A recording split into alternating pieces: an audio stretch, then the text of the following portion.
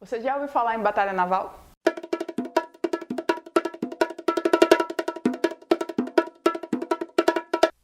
A batalha naval é um jogo que te dá um tabuleiro em que você e seu adversário devem posicionar peças que têm formas de navio. E tem navio de vários tamanhos. Você e seu adversário fazem isso sem mostrar um ao outro. Como você pode perceber, cada linha é marcada por uma letra e cada coluna por um número.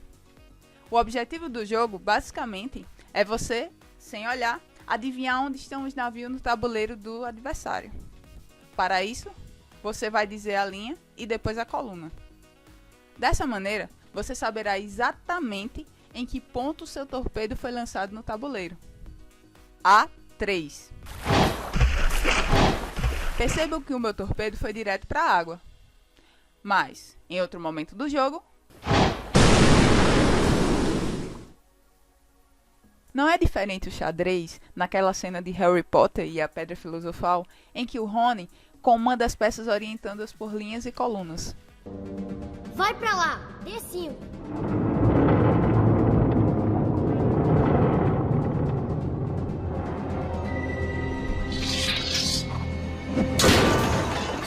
Localizar-se às vezes pode ser questão de sobrevivência para algumas espécies.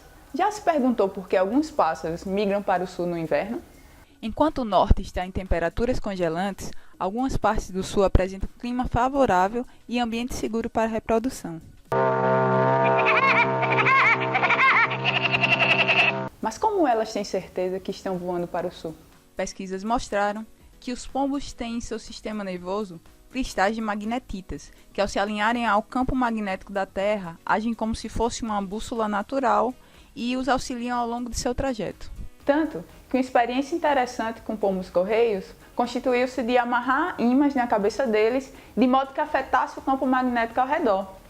E o resultado foi que os pombos, com frequência, se desorientavam. Pegue o pombo agora! E nós? Que ferramentas nós usamos para nos localizar? Tenho certeza que você pensou em GPS. Eu deixo um link na descrição para vocês entenderem o seu funcionamento. E o GPS, ele vai nos dar uma localização quase precisa do ponto que buscarmos. Mas, e antes do GPS? Como nos localizávamos? O velho e bom mapa. Em 1569, Gerardus Mercator, importante matemático e cartógrafo holandês, desenvolveu matematicamente a famosa projeção cilíndrica do globo terrestre em uma carta plana. E não, queridos alunos, a Terra não é plana. Foi apenas uma maneira de facilitar principalmente a vida dos navegadores. Eram épocas das grandes descobertas, das grandes navegações. Lembram de latitude e longitude? Latitude e longitude são pontos de referência que nos dão um lugar específico em qualquer parte do planeta. Os mapas e globos que representam a Terra têm uma espécie de grade de linhas horizontais e verticais, e são exatamente essas linhas que representam a latitude e a longitude. Para a latitude, a nossa referência será a linha do Equador, que divide o globo terrestre em hemisférios, que significa metade de uma esfera, norte e sul. A latitude é a distância de um local em relação à linha do Equador. Ela é medida em graus e pode ir até 90 graus para norte ou 90 graus para o sul. Já para a longitude, nossa referência será o meridiano de Greenwich, que divide o globo terrestre em hemisférios ocidental, mais a oeste, e oriental, mais a leste.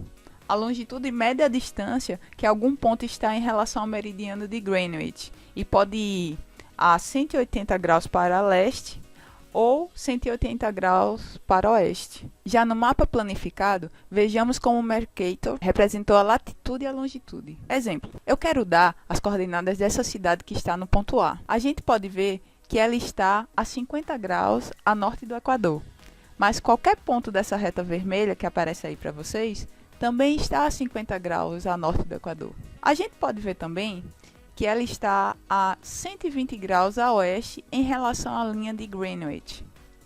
Mas qualquer ponto dessa reta vermelha que aparece aí para vocês também está a 120 graus a oeste do meridiano de Greenwich. Mas se eu juntar as duas informações, só obterei um ponto, que é justamente a cidade do ponto A. Beleza? Você saberia me dizer a latitude e a longitude dos demais pontos? Os pontos B, C, D e E? Respondam e me digam na próxima aula. Vamos agora falar sobre planos. De uma forma simples, você pode pensar num plano como uma superfície plana que não faz curva. São figuras bidimensionais. Pense numa folha de papel e que essa folha vai se estendendo indefinidamente.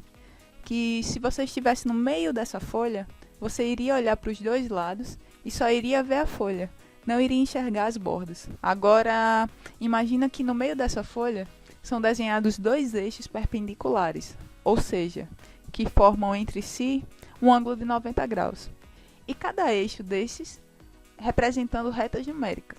O eixo horizontal chamaremos de eixo X, o eixo vertical, eixo Y. Agora, com essa referência, você pode identificar qualquer ponto que esteja nesse plano e representaremos assim. Primeiro informaremos o valor em relação a x e depois o valor em relação a y. Esse ponto representaremos sempre com letra maiúscula, seguida de suas coordenadas x e y. De boinhas? Até breve.